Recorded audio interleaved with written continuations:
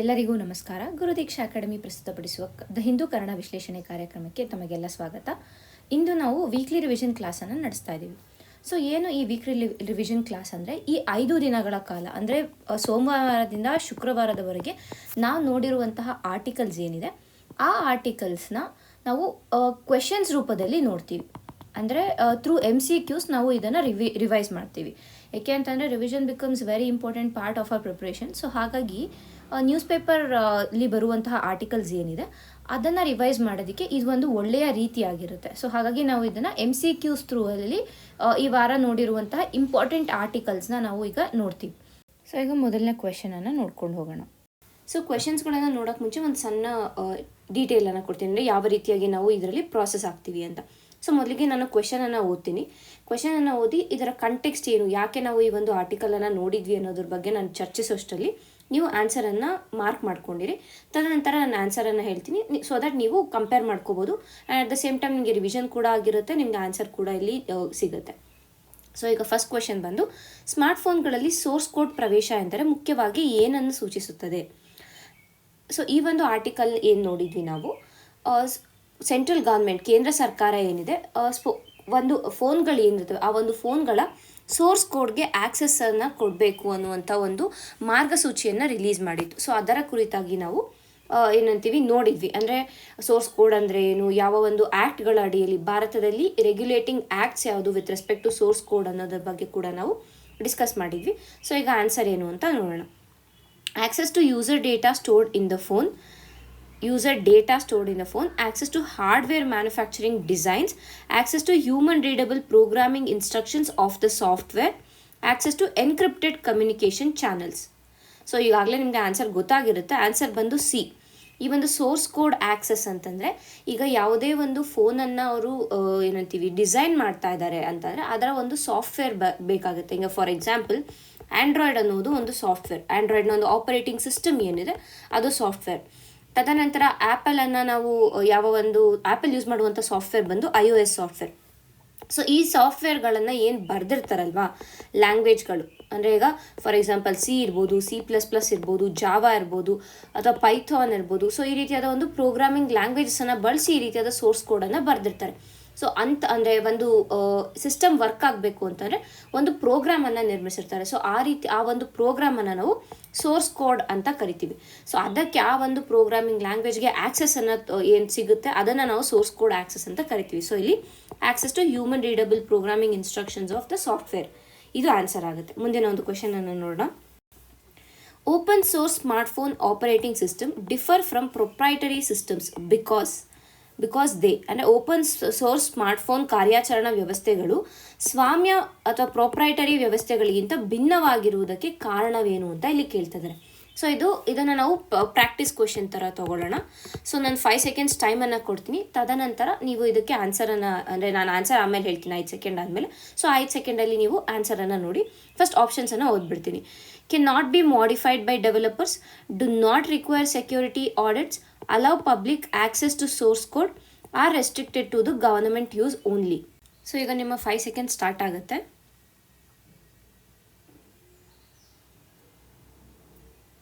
Answer ಬಂದು answer C, allow public access to source code. So ಅದೇ open source smartphone operating ಸಿಸ್ಟಮ್ಗೆ ಮತ್ತು proprietary ಸಿಸ್ಟಮ್ಗೆ ಇರುವಂತಹ ಒಂದು ಡಿಫ್ರೆನ್ಸ್ ಅಥವಾ ಒಂದು ಭಿನ್ನತೆ ಏನು ಅನ್ನೋದ್ರೆ ಇದು, ಅಂದರೆ ಪಬ್ಲಿಕ್ ಆಕ್ಸೆಸ್. ಈ ಒಂದು ಓಪನ್ ಸೋರ್ಸ್ ಅಂತ ಅವರೇ ಹೇಳ್ಬಿಡ್ತಾ ಇದ್ದಾರೆ. So open source smartphone operating systems ಅಂತಾರೆ. ಪಬ್ಲಿಕ್ ಆಕ್ಸೆಸ್, ಈ ಒಂದು ಸೋರ್ಸ್ ಕೋಡ್ಗೆ ಪಬ್ಲಿಕ್ನ ಆಕ್ಸೆಸ್ಸನ್ನು ಸಿಗುವಂತೆ ಮಾಡುವುದು ಇದರ ಒಂದು ಮುಖ್ಯ ಭಿನ್ನತೆ ಆಗಿದೆ ಅನ್ನೋದನ್ನು ಅರ್ಥ ಮಾಡ್ಕೋಬೇಕು. ಈಗ ನೆಕ್ಸ್ಟ್ ಕ್ವೆಶನನ್ನು ನೋಡೋಣ. Consider the following statements regarding Malayalam language bill 2025. So ಇದರಲ್ಲಿ ಮೊದಲನೇ ಒಂದು ಸ್ಟೇಟ್ಮೆಂಟ್ ಬಂದು, ರಾಜ್ಯ ಸರ್ಕಾರದಿಂದ ಅಧಿಸೂಚನೆಗಳು ಹಾಗೂ ಸಂವಹನೆಗಳಲ್ಲಿ ಮಲಯಾಳಂ ಬಳಕೆಯನ್ನು ಕಡ್ಡಾಯಗೊಳಿಸುತ್ತದೆ. ತದನಂತರ ಖಾಸಗಿ ಕ್ಷೇತ್ರಗಳಲ್ಲಿ ಇಂಗ್ಲಿಷ್ ಬಳಕೆಯನ್ನು ನಿಷೇಧಿಸುತ್ತದೆ. ತದನಂತರ ಡಿಜಿಟಲ್ ಯುಗದಲ್ಲಿ ಭಾಷಾ ಪರಂಪರೆಯನ್ನು ಸಂರಕ್ಷಿಸುವ ಉದ್ದೇಶ. ಮೇಲಿನ ಹೇಳಿಕೆಗಳಲ್ಲಿ ಯಾವುವು ಸರಿಯಾಗಿದೆ ಅಂತ ಕೇಳ್ತಾ ಇರೋದು. ಸೊ ನಾವು ಈ ಒಂದು ಮಲಯಾಳಂ ಲ್ಯಾಂಗ್ವೇಜ್ ಬಿಲ್ ಏನಿದೆ ಇದರ ಬಗ್ಗೆ ಡೀಟೇಲ್ ಆಗಿ ನೋಡಿದೀವಿ. ಅಂದರೆ 2-3 ಆರ್ಟಿಕಲ್ಸ್ನ ವಿತ್ ರೆಸ್ಪೆಕ್ಟ್ ಟು ದಿಸ್ ಈ ಒಂದು ವಾರದಲ್ಲೇನೆ ಈ ಒಂದು ಬಿಲ್ನ ಕುರಿತಾಗಿ ನಾವು 2-3 ಆರ್ಟಿಕಲ್ಗಳನ್ನು ನೋಡಿದ್ದೀವಿ. ಸೊ ಹಾಗಾಗಿ ನಮ್ಗೆ ಗೊತ್ತಿದೆ ಏನು ಮೊದಲಿಗೆ ಮಲಯಾಳಂ ಲ್ಯಾಂಗ್ವೇಜ್ ಬಿಲ್ಲನ್ನು ಕೇರಳ ಸರ್ಕಾರ ತನ್ನ ಒಂದು ಏನಂತೀವಿ ತನ್ನ ಒಂದು ಸೆಷನಲ್ಲಿ ಅಲ್ಲಿ ಅಸೆಂಬ್ಲಿ ಸೆಷನಲ್ಲಿ ಇಂಟ್ರೊಡ್ಯೂಸ್ ಮಾಡಿದೆ. ಸೊ ಅದರಲ್ಲಿ ಏನು ಹೇಳುತ್ತೆ ಅಂತಂದರೆ ಮಲಯಾಳಂನ ಕಡ್ಡಾಯವಾಗಿ ಏನಂತೀವಿ ಪ್ರಥಮ ಭಾಷೆಯಾಗಿ ಮಾಡಬೇಕು. ಎಲ್ಲಿವರೆಗೆ ಅಂತಂದರೆ ಫಸ್ಟ್ ಲ್ಯಾಂಗ್ವೇಜ್ ಆಗಿ ಮಾಡಬೇಕು, ಅಂದರೆ ಕ್ಲಾಸ್ 1 ಕ್ಲಾಸ್ 10 ಕಡ್ಡಾಯವಾಗಿ ಮಲಯಾಳಂನ ಬಳಸಬೇಕು ಅನ್ನೋದ್ರ ಬಗ್ಗೆ ಈ ಒಂದು ಲ್ಯಾಂಗ್ವೇಜ್ ಬಿಲ್ ಮಾತಾಡುತ್ತೆ. ಸೊ ಅದಕ್ಕೆ ಕರ್ನಾಟಕ ಗವರ್ಮೆಂಟ್ ಕೂಡ ಏನಂತೀವಿ ಅಪೋಸಿಷನನ್ನು ಮಾಡಿತ್ತು. ಅಂದರೆ ಈ ಒಂದು ಬಿಲ್ಲು ಕನ್ನಡ ಸ್ಪೀಕಿಂಗ್ ಮೈನಾರಿಟೀಸ್ ಏನಿದ್ದಾರೆ, ಎಸ್ಪೆಷಲಿ ಇನ್ ಕಾಸರಗೋಡು ರೀಜನಲ್ಲಿ ಕನ್ನಡ ಸ್ಪೀಕಿಂಗ್ ಮೈನಾರಿಟೀಸ್ ಏನಿದ್ದಾರೆ ಅವರ ಒಂದು ಹಕ್ಕುಗಳಿಗೆ ಧಕ್ಕೆಯನ್ನು ಉಂಟು ಮಾಡುತ್ತೆ. ಅಂದರೆ ನಮ್ಮ ಆರ್ಟಿಕಲ್ 29 ಇರ್ಬೋದು, ಆರ್ಟಿಕಲ್ 30 ಇರ್ಬೋದು, ಆರ್ಟಿಕಲ್ 350, 350A, 350B ಎಲ್ಲ ಏನು ಲಿಂಗ್ವಿಸ್ಟಿಕ್ ಮೈನಾರಿಟೀಸ್ ಬಗ್ಗೆ ಮಾತಾಡುತ್ತೆ. ಸೊ ಅದಕ್ಕೆ ಇದು ಧಕ್ಕೆಯನ್ನು ಉಂಟು ಮಾಡ್ತಾ ಇದೆ ಅನ್ನುವಂಥ ಕುರಿತಾಗಿ ನಾವು ಆರ್ಟಿಕಲ್ಸ್ಗಳನ್ನು ನೋಡಿದ್ವಿ. ಸೊ ಅದೇ ಒಂದು ನಿಟ್ಟಿನಲ್ಲಿ ಈ ಕ್ವೆಶನನ್ನು ಕೂಡ ನೋಡ್ತಾ ಇದ್ದೀವಿ. ಸೊ ಈಗಾಗಲೇ ನಿಮಗೆ ಆನ್ಸರ್ ಗೊತ್ತಾಗಿರುತ್ತೆ. ಆನ್ಸರ್ ಬಂದು 1 and 3 ಓನ್ಲಿ. ಇಲ್ಲಿ ಏನಾಗುತ್ತೆ ಅಂತಂದರೆ ಇದು ಕರೆಕ್ಟು, ಅಂದರೆ ಮಲಯಾಳಂ ಭಾಷೆಯನ್ನು ಕಡ್ಡಾಯ ಮಾಡುವಂಥದ್ದು ಈಗಾಗಲೇ ನಾವು ತಿಳ್ಕೊಂಡಿದ್ದೀವಿ. ಬಟ್ ಇಲ್ಲಿ ಏನು ಹೇಳಿದ್ದಾರೆ ಅಂದರೆ ಪ್ರೈವೇಟ್ ಸೆಕ್ಟರಲ್ಲಿ ಇಂಗ್ಲೀಷನ್ನು ಬಳಸಬಾರ್ದು ಅಂತ ನಿಷೇಧಿಸ್ತಾ ಇದೆ ಅಂತ ಹೇಳ್ತದೆ. ಬಟ್ ಇದು ಎಂಟೈರ್ ಆಗಿ ರಾಂಗ್. ಯಾಕೆಂದ್ರೆ ನಾವು ಮೂರ್ನಾಲ್ಕು ಆರ್ಟಿಕಲ್ಗಳನ್ನು ನೋಡಿದ್ವಿ. ಆ 3-4 ಆರ್ಟಿಕಲ್ಗಳನ್ನು ನೋಡಿದಾಗೂ ಕೂಡ ನಾವು ಎಲ್ಲೂ ಈ ರೀತಿಯಾದ ಒಂದು ಸ್ಟೇಟ್ಮೆಂಟನ್ನು ನೋಡಿಲ್ಲ. ಸೊ ಇಲ್ಲಿ 2 ನಾವು ತೆಗೆದ್ರೆ ಇದು ಎಲ್ಲನೂ ಹೋಗುತ್ತೆ. ಸೊ ಡೈರೆಕ್ಟಾಗಿ ಆನ್ಸರ್ಗೆ ಬರ್ತೀವಿ. ಸೊ ಇದು ಈ ಒಂದು ಕ್ವೆಶನ್ ಆಯಿತು. ಮುಂದಿನ ಒಂದು ಕ್ವೆಶನನ್ನು ನೋಡೋಣ. Open circuit wind tunnels are especially preferred when, ಯಾವಾಗ ಈ ಒಂದು ಓಪನ್ ಸರ್ಕ್ಯೂಟ್ ವಿಂಡ್ ಟನಲ್ಗಳನ್ನು ನಾವು ಬಳಸ್ತೀವಿ ಅನ್ನೋದರ ಕುರಿತಾಗಿ ಇಲ್ಲಿ ಕ್ವೆಶನನ್ನು ಕೇಳಿರೋದು. ಓಕೆನಾ. ಮೊದಲಿಗೆ ಅತ್ಯಂತ ನಿಖರ ತಾಪಮಾನ ನಿಯಂತ್ರಣ ಅಗತ್ಯವಿರುವಾಗ, ದೀರ್ಘಾವಧಿಯ ನಿರಂತರ ಪರೀಕ್ಷೆ ಬೇಕಾಗಿರುವಾಗ, ಮೂಲ ವಾಯುಗತಿಶಾಸ್ತ್ರೀಯ ವರ್ತನೆಗೆ ಕಡಿಮೆ ವೆಚ್ಚದ ಪರೀಕ್ಷೆ ಅಗತ್ಯವಿರುವಾಗ, ಅಥವಾ ಹೈಪರ್ಸೋನಿಕ್ ಹರಿವು ಅನುಕರಣೆ ಅಗತ್ಯವಿರುವಾಗ. ಸೊ ಈ ಒಂದು ಆರ್ಟಿಕಲ್ ಏನಿದೆ ಭಾರತದ IISc ಅಂದರೆ ಬೆಂಗಳೂರಿನ IIScಯಲ್ಲಿ ಏನಿದೆ, ಇದರಲ್ಲಿ ಭಾರತದ ಏಕೈಕ ಅಲ್ಲ ಮೊದಲನೆಯ ಒಂದು ಓಪನ್ ಸರ್ಕ್ಯೂಟ್ ವಿಂಡ್ ಟನಲ್ ಏನಿದೆ ಇದರ ಒಂದು ಅಪ್ಗ್ರೇಡೇಷನನ್ನು ಮಾಡಿದ್ದಾರೆ ಅನ್ನೋದು ನ್ಯೂಸಲ್ಲಿ ಇತ್ತು. ಆ ಒಂದು ನಿಟ್ಟಿನಿಂದ ಈ ಕ್ವೆಶನನ್ನು ನಾವು ನೋಡ್ತಾ ಇದ್ದೀವಿ. ಸೊ ಆನ್ಸರ್ ಏನು ಈಗಾಗಲೇ ನಿಮಗೆ ಗೊತ್ತಾಗಿರುತ್ತೆ. ಆನ್ಸರ್ ಬಂದು cost effective testing of basic aerodynamic behaviour is required. So ಅದಕ್ಕಾಗಿ ಈ ಒಂದು ಓಪನ್ ಸರ್ಕ್ಯೂಟ್ ವಿಂಡ್ ಟನಲ್ಗಳನ್ನು ಇಲ್ಲಿ ಪ್ರಿಫರ್ ಮಾಡ್ತಾರೆ ಅನ್ನುವಂಥದ್ದು. ಏನಾಗುತ್ತೆ ಈ ಒಂದು ಓಪನ್ ಸರ್ಕ್ಯೂಟ್ ವಿಂಡ್ ಟನಲ್ ಏನಿದೆ ಅಂದರೆ ಈಗ ಫ್ಲೈಟ್ಗಳಲ್ಲಿ ನಾವು ಏನು ವಿಂಡ್ ಟನಲ್ಗಳನ್ನು ಯೂಸ್ ಮಾಡ್ತೀವಿ ಅಥವಾ ಬೇರೆ ಬೇರೆ ಕಡೆ ಎಲ್ಲಿ ವಿಂಡ್ ಟನಲ್ಗಳನ್ನು ಯೂಸ್ ಮಾಡ್ತೀವಿ ಅದನ್ನ ಆ್ಯಕ್ಚುಯಲ್ ಅಪ್ಲಿಕೇಶನಲ್ಲಿ ಹಾಕೋದಕ್ಕೆ ಮುಂಚೆ ಇಲ್ಲಿ ನಾವು ಟೆಸ್ಟ್ಗಳನ್ನು ಮಾಡ್ತೀವಿ. ಇಲ್ಲಿ IISc ಬೆಂಗಳೂರಿನಲ್ಲಿ ಇರುವಂಥ ಈ ಓಪನ್ ಸರ್ಕ್ಯೂಟ್ ವಿಂಡ್ ಟನಲ್ನಲ್ಲಿ ನಾವು ಟೆಸ್ಟ್ಗಳನ್ನು ಮಾಡ್ತೀವಿ. ಸೊ ಅಲ್ಲಿ ಏನಾಗುತ್ತೆ ಅಂದರೆ ಕಾಸ್ಟ್ ಎಫೆಕ್ಟಿವ್ ಟೆಸ್ಟನ್ನು ನಾವು ಮಾಡ್ಬೋದು to learn about basic aerodynamic behaviour. ಅಂದರೆ ಇದು ಆ್ಯಕ್ಚುಯಲ್ ಆಗಿ ನಾವು ಏನಾದರೂ ಎಲ್ಲಿ ಬೇಕೋ ಅಲ್ಲಿ ಅಪ್ಲಿಕೇಶನಲ್ಲಿ ಇನ್ಸ್ಟಾಲ್ ಮಾಡಿದ್ರೆ ಸರಿಯಾಗಿ ಇದು ವರ್ಕ್ ಆಗುತ್ತಾ ಇಲ್ವಾ ಅನ್ನೋದರ ಟೆಸ್ಟನ್ನು ಮಾಡೋದಕ್ಕೆ ಆ್ಯಂಡ್ ಕಡಿಮೆ ವೆಚ್ಚದಲ್ಲಿ ಈ ಒಂದು ಟೆಸ್ಟನ್ನು ಕಾಸ್ಟ್ ಎಫೆಕ್ಟಿವ್ ಟೆಸ್ಟಿಂಗ್ ಮಾಡೋದಕ್ಕೆ ಇದನ್ನು ನಾವು ಬಳಸ್ತೀವಿ. ಸೊ ಇದು ಈ ಒಂದು ಕ್ವೆಶನ್ ಆಯಿತು. ಮುಂದಿನ ಒಂದು ಕ್ವೆಶನನ್ನು ನೋಡೋಣ. The UN Secretary General Award is primarily instituted to. So ಈ ಒಂದು ಕ್ವೆಶನನ್ನು ನಾವು ಪ್ರಾಕ್ಟೀಸ್ ಕ್ವೆಶನ್ ಆಗಿ ತಗೊಳ್ಳೋಣ. ಓಕೆನಾ. ಸೊ ನಾನು 5 seconds ಆಪ್ಷನ್ಸ್ನ ಓದಿ 5 seconds ಟೈಮನ್ನು ಕೊಡ್ತೀನಿ, ನೀವು ಅಷ್ಟರಲ್ಲಿ ಆನ್ಸರ್ ಮಾಡಿ. ಬಿಕಾಸ್ ಇದು ಸಿಂಪಲ್ ಕ್ವೆಶನ್ ಆಗಿತ್ತು. ನಾನು ಅಲ್ಲೂ ಕೂಡ ಡಿಸ್ಕಸ್ ಮಾಡಿದ್ದೇನೆ, ಈ ಆರ್ಟಿಕಲ್ನ ಡಿಸ್ಕಸ್ ಮಾಡುವಾಗಲೂ ಹೇಳಿದೆ ಈ ಕ್ವೆಶನ್ ಅಂದರೆ ಡೈರೆಕ್ಟಾಗಿ ಈ ರೀತಿಯಾಗಿ ಕ್ವೆಶನನ್ನು ಕೇಳ್ಬೋದು ಅಂತ. ಸೊ ಈಗ ಫಸ್ಟ್ ನಾನು ಆಪ್ಷನನ್ನು ಓದ್ತೀನಿ, 5 seconds ಟೈಮನ್ನು ಕೊಡ್ತೀನಿ, ನೀವು ಅಷ್ಟರಲ್ಲಿ ಆನ್ಸರನ್ನು ನೋಡಿ. ರಾಷ್ಟ್ರಾಧ್ಯಕ್ಷರ ಕೊಡುಗೆಗಳನ್ನು ಗೌರವಿಸಲು, UN ಸಿಬ್ಬಂದಿ ಮತ್ತು ಶಾಂತಿ ರಕ್ಷಕರ ವಿಶಿಷ್ಟ ಸೇವೆಯನ್ನು ಗುರುತಿಸಲು, ಯುನೈಟೆಡ್ ನೇಷನ್ಸ್ಗೆ ಹಣಕಾಸು ಕೊಡುಗೆಗಳನ್ನು ಬಹುಮಾನಿಸಲು, ಸರ್ಕಾರಾಂತರ ಒಪ್ಪಂದಗಳನ್ನು ಉತ್ತೇಜಿಸಲು. ಸೊ 5 seconds ಈಗ ನಿಮಗೆ ಸ್ಟಾರ್ಟ್ ಆಗುತ್ತೆ.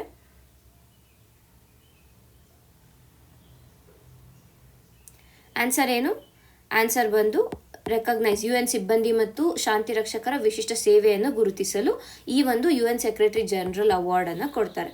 ಓಕೆನಾ. ಆ್ಯಂಡ್ ಈ ವರ್ಷ ಬೆಂಗಳೂರಿನ ಮೇಜರ್ ಸ್ವಾತಿ ಅವರಿಗೆ ಈ ಒಂದು ಅವಾರ್ಡ್ ಬಂದಿರುವಂಥ ಕಾರಣ ಇದು ನ್ಯೂಸಲ್ಲಿತ್ತು. ನಾವು ಇದ್ರ ಬಗ್ಗೆ ಕಂಪ್ಲೀಟಾಗಿ ನೋಡಿದ್ದೀವಿ. ಸೊ ಜಸ್ಟ್ ರಿವಿಷನ್ಗೆ ನಾನು ಅಂದರೆ ಈ ಒಂದು ಆರ್ಟಿಕಲ್ನ ನೋಡಿದ್ವಿ ಅನ್ನೋದರ ಒಂದು ಕುರಿತಾಗಿ ನಾವು ನೋಡೋದಕ್ಕೆ ಈ ಒಂದು ಕ್ವೆಶನನ್ನು ನೋಡಿದ್ದೀವಿ. ಸೊ ಇನ್ ಕೇಸ್ ನಿಮ್ಗೆ ಯಾರು ಇದ್ರ ಬಗ್ಗೆ ಕಂಪ್ಲೀಟ್ ಡೀಟೇಲ್ಸ್ ಬೇಕು ಅಂದರೆ ಆ ದಿನದ ಒಂದು ವಿಡಿಯೋಗೆ ಹೋಗಿ ನೀವು ನೋಡ್ಬೋದಾಗುತ್ತೆ. ಈಗ ಮುಂದಿನ ಒಂದು ಕ್ವೆಶನನ್ನು ನೋಡೋಣ.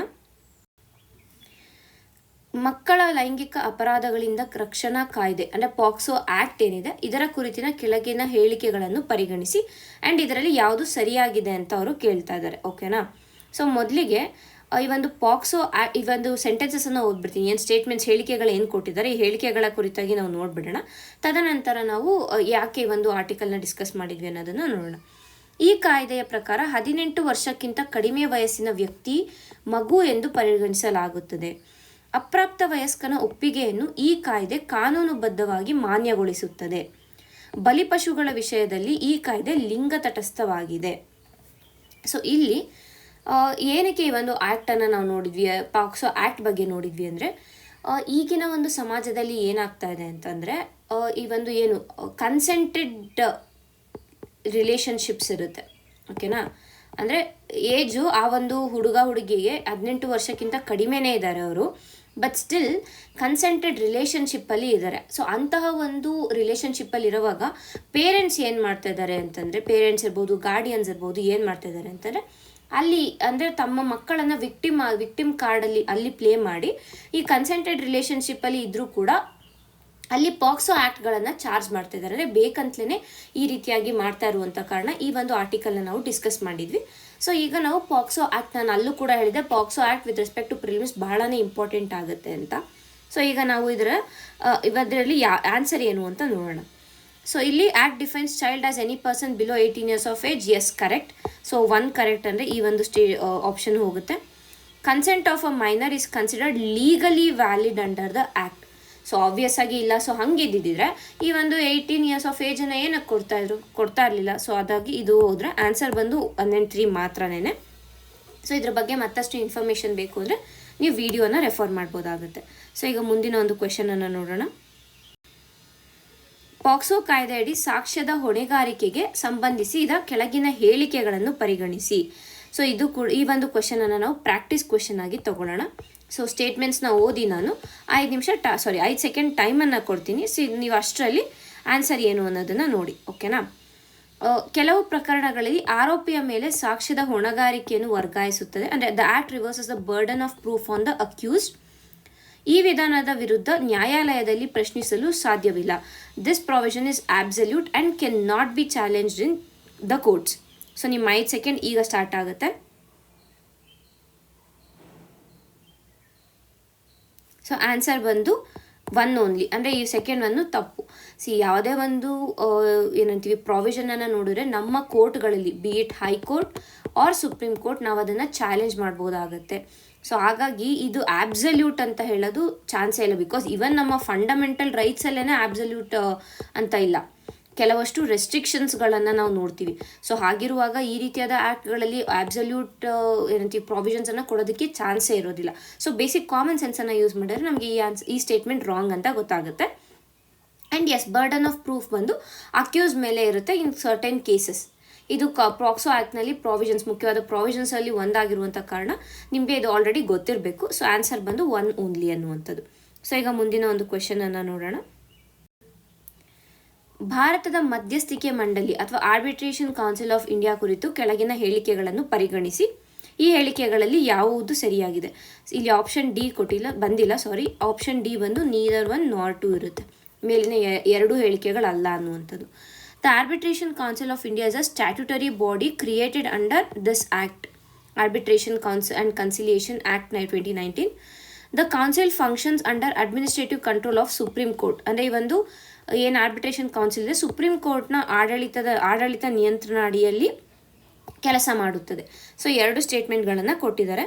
ಸೊ ಆರ್ಬಿಟ್ರೇಷನ್ ಕೌನ್ಸಿಲ್ ಬಗ್ಗೆ ನಾವು ಯಾಕೆ ನೋಡಿದ್ವಿ ಅಂತ ಅಂದರೆ, ಆರ್ಬಿಟ್ರೇಷನ್ ಕೌನ್ಸಿಲ್ ಆಫ್ ಇಂಡಿಯಾ ಏನಿದೆ ಇದನ್ನು 2019 ಆ್ಯಕ್ಟ್ ಅಡಿಯಲ್ಲಿ ಸೃಷ್ಟಿಸಬೇಕು ಅಂತ ಹೇಳಿದರು. ಬಟ್ ಈಗ 2026 ಬಂದರೂ ಕೂಡ ಇನ್ನೂ ಇದರ ಸೃಷ್ಟಿ ಆಗಿಲ್ಲ. ಈ ಒಂದು ಆರ್ಬಿಟ್ರೇಷನ್ ಕೌನ್ಸಿಲ್ ಆಫ್ ಇಂಡಿಯಾನ ಇನ್ನೂ ನಾವು ಎಸ್ಟಾಬ್ಲಿಷ್ ಮಾಡಿಲ್ಲ. ಸೊ ಹಾಗಾಗಿ ಇದು ನ್ಯೂಸಲ್ಲಿತ್ತು, ನಾವು ಅದರ ಕುರಿತಾಗಿ ಕೂಡ ನೋಡಿದ್ವಿ. ಈಗ ಆನ್ಸರ್ ಏನು ಅಂತ ಹೇಳ್ತೀನಿ. ಆನ್ಸರ್ ಬಂದು 1 ಓನ್ಲಿ. ಯಾಕೆ ಅಂತಂದರೆ ಈ ಒಂದು arbitration council of India, yes it is a statutory body created under this act. ಅಂದರೆ ಇನ್ನೂ ಎಸ್ಟಾಬ್ಲಿಷ್ ಮಾಡಿಲ್ಲ, but it has to be created under this act. So ಈ ಸ್ಟೇಟ್ಮೆಂಟ್ ಕರೆಕ್ಟ್ ಆಗುತ್ತೆ. ತದನಂತರ council functions under administrative control of supreme court ಅಂತ ಹೇಳಿದ್ದಾರೆ. But ಇದು supreme court ಅಲ್ಲ, ಬದಲಿಗೆ ಸೆಂಟ್ರಲ್ ಗೌರ್ಮೆಂಟ್, ಕೇಂದ್ರ ಸರ್ಕಾರದ ಅಡಿಯಲ್ಲಿ ಇದು ಕೆಲಸ ಮಾಡುತ್ತೆ ಹೊತ್ತು ಸುಪ್ರೀಂ ಕೋರ್ಟ್ ಅಡಿಯಲ್ಲಿ ಅಲ್ಲ. ಸೊ ಇದರ ಬಗ್ಗೆ ಕೂಡ ಕಂಪ್ಲೀಟ್ ಡೀಟೇಲ್ಸ್, ಇದರ ಫಂಕ್ಷನ್ಸ್ ಏನು ಇದೆಲ್ಲ ನಾವು ನೋಡಿದ್ದೀವಿ ಈಗಾಗಲೇ. ಸೊ ಮತ್ತೆ ನಾನು ಇಲ್ಲಿ ಅದನ್ನ ರಿವೈಸ್ ಮಾಡೋದಕ್ಕೆ ಹೋಗಲ್ಲ, as it is just a revision class. ನನ್ನ ಕ್ವೆಶನ್ಸ್ ನಾವು ರಿವೈಸ್ ಮಾಡ್ಕೊಂಡು ಹೋಗ್ತಾ ಇದ್ದೀವಿ ಅಷ್ಟೇ. ಈಗ ನೆಕ್ಸ್ಟ್ ಕ್ವೆಶನನ್ನು ನೋಡೋಣ. ಇದನ್ನು ನಾವು ಪ್ರಾಕ್ಟೀಸ್ ಕ್ವೆಶನ್ ಅಂತ ತೊಗೊಳ್ಳೋಣ, ಓಕೆನಾ. Because again it is about ACI ಆಗಿರುವಂಥ ಕಾರಣ ನಾನು ಇದನ್ನ ಪ್ರಾಕ್ಟೀಸ್ ಕ್ವೆಶನ್ ಅಂತ ಕನ್ಸಿಡರ್ ಮಾಡ್ತೀನಿ. ಸೊ ಕ್ವೆಶನನ್ನು ಓದ್ತೀನಿ, 5 ಸೆಕೆಂಡ್ ಟೈಮನ್ನು ಕೊಡ್ತೀನಿ, ತದನಂತರ ಆನ್ಸರನ್ನು ಹೇಳ್ತೀನಿ. ಸೊ ನೀವು ಅಷ್ಟರಲ್ಲಿ ಇದನ್ನು ಏನೋ ಒಂದು ಆನ್ಸರನ್ನು ನೀವು ನೋಡಿ. ಇಲ್ಲಿ ಮತ್ತೆ ಸಾರಿ ಆ ಆಪ್ಷನ್ ಪ್ರಿಂಟ್ ಆಗಿಲ್ಲ. 1 2 3 ಇಲ್ಲಿ ಆಪ್ಷನ್ ಡಿ ಬಂದು 1 2 3 3 ಬರುತ್ತೆ, ಓಕೆನಾ. ಸೊ ಈಗ ಕ್ವೆಶನ್ ಬಂದು ACI ಸ್ಥಾಪನೆಯ ಹಿಂದಿರುವ ಉದ್ದೇಶಗಳಿಗೆ ಸಂಬಂಧಿಸಿ ಈ ಕೆಳಗಿನ ಹೇಳಿಕೆಗಳನ್ನು ಪರಿಗಣಿಸಿ. ಅಂದರೆ objectives behind establishment of arbitration council ಏನು ಅನ್ನುವಂಥದ್ದು. ಮೊದಲ ಒಂದು, ದೇಶೀಯ ಹಾಗೂ ಅಂತಾರಾಷ್ಟ್ರೀಯ ಮಧ್ಯಸ್ಥಿಕೆಗೆ ಭಾರತವನ್ನು ಕೇಂದ್ರವನ್ನಾಗಿ ಮಾಡುವುದು, ಪರ್ಯಾಯ ವಿವಾದ ಪರಿಹಾರವನ್ನು ಉತ್ತೇಜಿಸುವ ಮೂಲಕ ನ್ಯಾಯಾಲಯಗಳ ಮೇಲಿನ ಭಾರವನ್ನು ಕಡಿಮೆ ಮಾಡುವುದು, ವಾಣಿಜ್ಯ ವಿವಾದ ಪರಿಹಾರದಲ್ಲಿ ನ್ಯಾಯಾಲಯಗಳನ್ನು ಸಂಪೂರ್ಣವಾಗಿ ಬದಲಿಸುವುದು. ನಿಮ್ಮ 5 ಸೆಕೆಂಡ್ಸ್ ಈಗ ಸ್ಟಾರ್ಟ್ ಆಗುತ್ತೆ.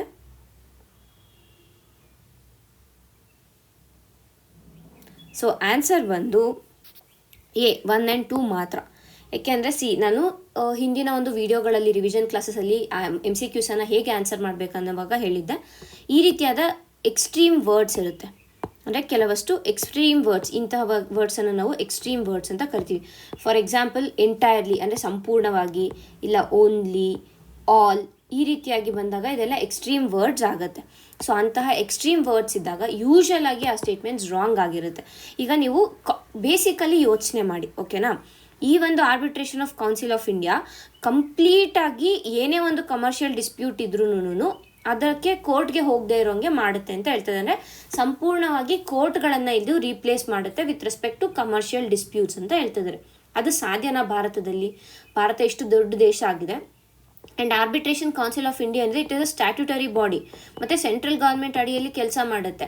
ಇದಕ್ಕೆ ಅಷ್ಟಾಗಿ ಇಂಡಿಪೆಂಡೆನ್ಸ್ ಇರೋದಿಲ್ಲ. ಇದು even though it is a statutory body, complete independence ಇರೋದಿಲ್ಲ ಇದಕ್ಕೆ, ಕರೆಕ್ಟಾ? ಹೀಗಿರುವಾಗ ಇದು ನ್ಯಾಯಾಲಯಗಳನ್ನು ಕಂಪ್ಲೀಟಾಗಿ ಏನಂತೀವಿ ರೀಪ್ಲೇಸ್ ಮಾಡೋದಕ್ಕೆ ಸಾಧ್ಯ ಇದೆಯಾ? ಸಾಧ್ಯ ಇಲ್ಲ. ಸೊ ಇದನ್ನು ನಾವು ಎಲಿಮಿನೇಟ್ ಮಾಡಿದ್ರೆ 3 ಆಪ್ಷನ್ ಹೋಯಿತು. ಇನ್ನೇನು ಆಪ್ಷನ್ ಇದೆ? ಆಪ್ಷನ್ 1 and 2 ಅಷ್ಟೇ. ಎಸ್, ಇದೆರಡು ಕರೆಕ್ಟ್. ಇದೆರಡು ಏನಿದೆ ಸಿಂಪಲ್ ಸ್ಟೇಟ್ಮೆಂಟ್ಸ್ ಇದೆ. ಸೊ ಹಾಗಾಗಿ ಇದೆರಡು ಕರೆಕ್ಟ್ ಆಗುತ್ತೆ. ಈಗ ಮುಂದಿನ ಒಂದು ಕ್ವೆಶನನ್ನು ನೋಡೋಣ ನಾವು.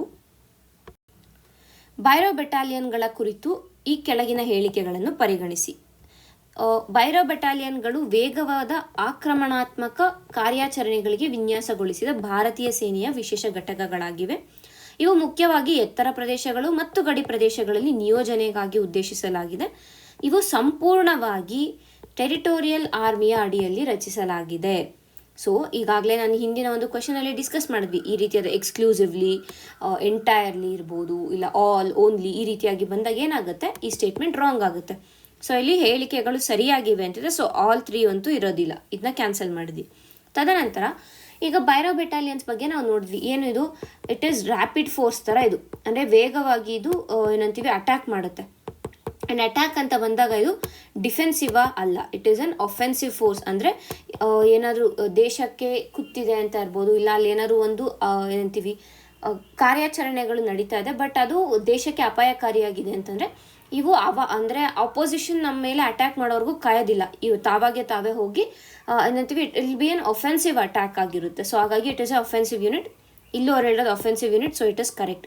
ಆ್ಯಂಡ್ ಈ ಒಂದು ಬೈರೋ ಬೆಟಾಲಿಯನ್ಸ್ ಏನಿದೆ, ಆರ್ಮಿ ಡೇ ಯಾವತ್ತು ನಡೆಯುತ್ತೆ? ಆರ್ಮಿ ಡೇ ಜನವರಿ 15. ಪ್ರತಿ ವರ್ಷ ಜನವರಿ 15ನೇ ತಾರೀಕು ಈ ಒಂದು ಆರ್ಮಿ ಡೇ ನಡೆಯುತ್ತೆ.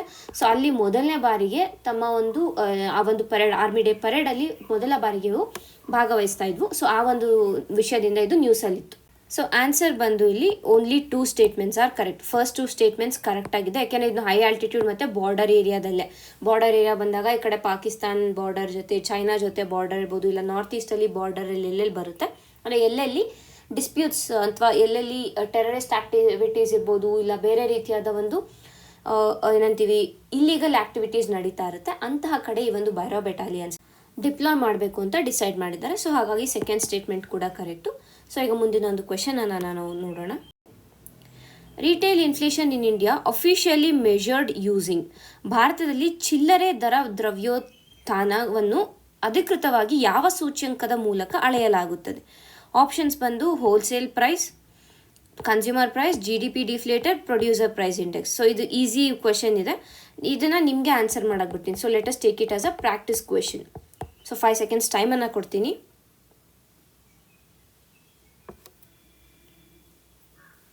ಆನ್ಸರ್ ಬಂದು ಕನ್ಸ್ಯೂಮರ್ ಪ್ರೈಸ್ ಇಂಡೆಕ್ಸ್ ಅದು.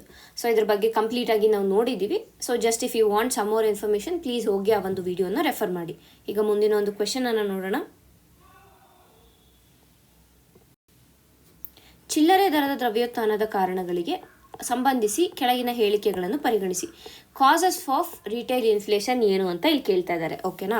ಒಂದು, increase in food price directly impacts retail inflation. High fiscal deficit ಅಂದರೆ ಹೆಚ್ಚಿನ ರಾಜಕೋಶ ಕೊರತೆ ಅಂತ ಏನು ಕರಿತೀವಿ, ಇದರ can fuel demand pull inflation. ಅದು ಬೇಡಿಕೆ ಆಧಾರಿತ ಒಂದು ಇನ್ಫ್ಲೇಷನ್ ಏನಿದೆ ಅದಕ್ಕೆ ಕಾರಣವಾಗ್ಬೋದು ಅಂತ ಹೇಳ್ತಾ ಇದ್ದಾರೆ. ತದನಂತರ retail inflation is unaffected by global crude oil prices. ಇದು ಕರೆಕ್ಟಾ? ನೀವೇ ಯೋಚನೆ ಮಾಡಿ. ಓಕೆನಾ.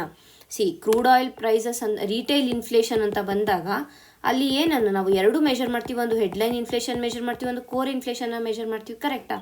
ಹೆಡ್ಲೈನ್ ಇನ್ಫ್ಲೇಷನಲ್ಲಿ ಏನು ಇನ್ಕ್ಲೂಡ್ ಆಗಿರುತ್ತೆ? ಫ್ಯೂಯಲ್ ಪ್ರೈಸಸ್ ಇನ್ಕ್ಲೂಡ್ ಆಗಿರುತ್ತೆ.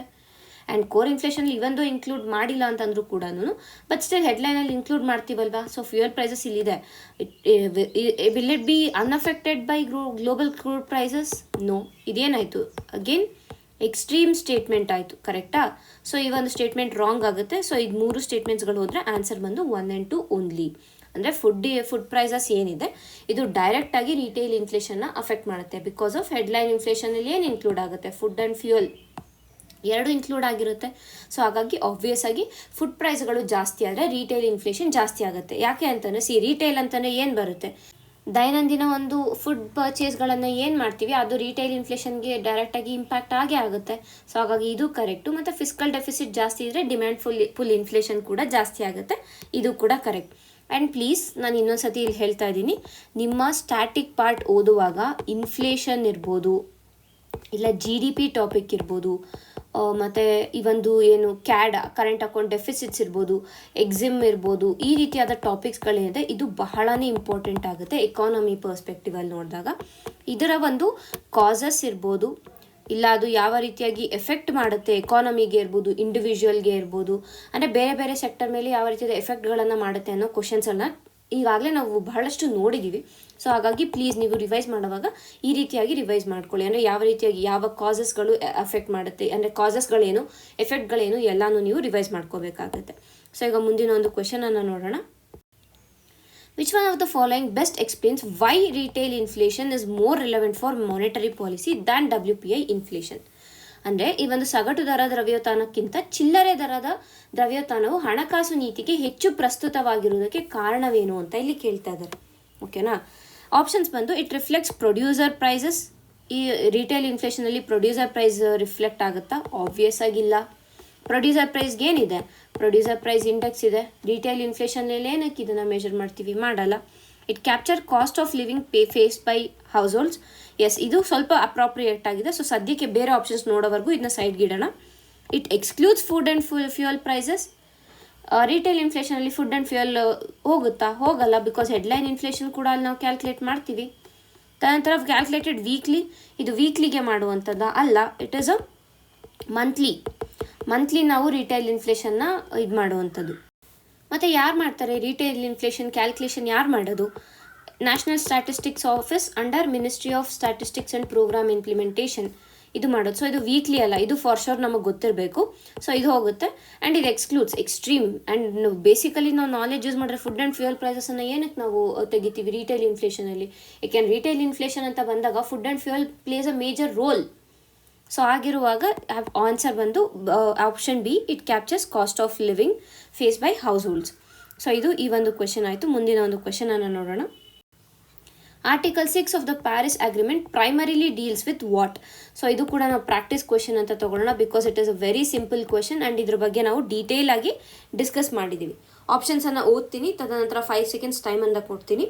Climate finance obligations of developed countries ಅಥವಾ ಅಭಿವೃದ್ಧಿಶೀಲ ರಾಷ್ಟ್ರಗಳ ಹವಾಮಾನ ಹಣಕಾಸು ಬಾಧ್ಯತೆಗಳು, ಹವಾಮಾನ ಗುರಿಗಳನ್ನು ಸಾಧಿಸಲು ರಾಷ್ಟ್ರಗಳ ನಡುವಿನ ಸ್ವಯಂ ಸೇವಾ ಸಹಕಾರ, ತದನಂತರ ಹವಾಮಾನ ಹೊಂದಾಣಿಕೆಯ ಕ್ರಮಗಳು, ನಷ್ಟ ಮತ್ತು ಹಾನಿ ಪರಿಹಾರ ವ್ಯವಸ್ಥೆ. ಸೊ ಈಗ 5 ಸೆಕೆಂಡ್ ಸ್ಟಾರ್ಟ್ ಆಗುತ್ತೆ.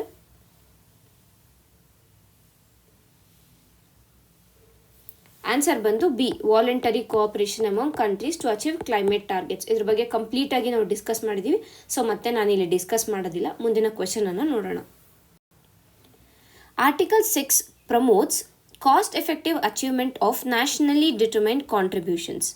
ವಿಧಿ 6 ರಾಷ್ಟ್ರೀಯವಾಗಿ ನಿರ್ಧರಿತ ಕೊಡುಗೆಗಳನ್ನು ಕಡಿಮೆ ವೆಚ್ಚದಲ್ಲಿ ಸಾಧಿಸಲು ಸಹಾಯ ಮಾಡುತ್ತದೆ. ಇದು ಆಕ್ಷೇಪಣೆ ಅಥವಾ ಅಸರ್ಷನ್. ರೀಸನ್ ಬಂದು ಇದು ಅಂತಾರಾಷ್ಟ್ರೀಯ ಕಾರ್ಬನ್ ಮಾರುಕಟ್ಟೆ ಮತ್ತು ಸಕಾರಾತ್ಮಕ ವಿಧಾನಗಳನ್ನು ಬಳಸಲು ಅವಕಾಶ ನೀಡುತ್ತದೆ. ಈ ರೀತಿಯಾಗಿ ಸ್ಟೇಟ್ಮೆಂಟ್ಸ್ಗಳನ್ನು ಕೊಟ್ಟರೆ, ಅಂದರೆ ಅಸರ್ಷನ್, ರೀಸನ್ ಅಂತ ಇರ್ಬೋದು, ಇಲ್ಲ ಸ್ಟೇಟ್ಮೆಂಟ್ 1 ಸ್ಟೇಟ್ಮೆಂಟ್ 2 ಅಂತ ಕೊಟ್ಟು ಕರೆಕ್ಟ್ ಎಕ್ಸ್ಪ್ಲನೇಷನ್ ಅಂದರೆ ಆರ್ ಸರಿಯಾದ ವಿವರಣೆ ಕೊಡುತ್ತೆ, ಸರಿಯಾದ ವಿವರಣೆ ಕೊಡಲ್ಲ ಅಂತ ಈ ರೀತಿಯಾದ ಕ್ವೆಶನ್ಸ್ ಬಂದಾಗ ನೀವು ಏನು ಮಾಡ್ತೀರಾ ಅಂದರೆ, ಮೊದಲು ಈ ಒಂದು ಸ್ಟೇಟ್ಮೆಂಟನ್ನು ಓದಿ. ಸ್ಟೇಟ್ಮೆಂಟ್ ಅಂತ ಓದಿದ್ಮೇಲೆ, ಫಸ್ಟ್ ಸ್ಟೇಟ್ಮೆಂಟನ್ನು ಓದಿದ್ಮೇಲೆ ಆ್ಯಸ್, ಆರ್, ಬಿಕಾಸ್ ಈ ರೀತಿಯಾದ ಪದಗಳನ್ನು ಆ್ಯಡ್ ಮಾಡಿಕೊಂಡು ಸೆಕೆಂಡ್ ಸ್ಟೇಟ್ಮೆಂಟನ್ನು ಓದಿ. ಅಲ್ಲೇನಾದರೂ ನಿಮಗೆ ಒಂದು ಕಂಟಿನ್ಯೂಯೇಷನ್ ಸಿಗ್ತಾ ಇದೆ ಅಂತ ಅಂದರೆ ಎಸ್, ಇದು ಫಸ್ಟ್ ಸ್ಟೇಟ್ಮೆಂಟ್ ಆಗುತ್ತೆ. ಅಲ್ಲಿ ಕಂಟಿನ್ಯೂಯೇಷನ್ ಸಿಗ್ತಾ ಇಲ್ಲ ಅಂತಂದರೆ ಸೆಕೆಂಡ್ ಸ್ಟೇಟ್ಮೆಂಟ್ ಆಗುತ್ತೆ. ಇದಕ್ಕೆ ಮುಂಚೆ ನೀವು ಏನಂತೀವಿ ಈ ವರ್ಡ್ಸನ್ನು ಅಥವಾ ಈ ಒಂದು ಕಂಜಂಕ್ಷನ್ಸನ್ನು ಆ್ಯಡ್ ಮಾಡೋದಕ್ಕೆ ಮುಂಚೆ ಫಸ್ಟ್ ಇವಾಗ ಎರಡನ್ನೂ ನಾನು ಹೇಗೆ ಸೆಪ್ರೇಟ್ ಸ್ಟೇಟ್ಮೆಂಟ್ ಆಗಿ ಓದಿದೆ, ನೀವು ಫಸ್ಟು ಆ ರೀತಿಯಾಗಿ ಓದ್ಕೋಬೇಕು.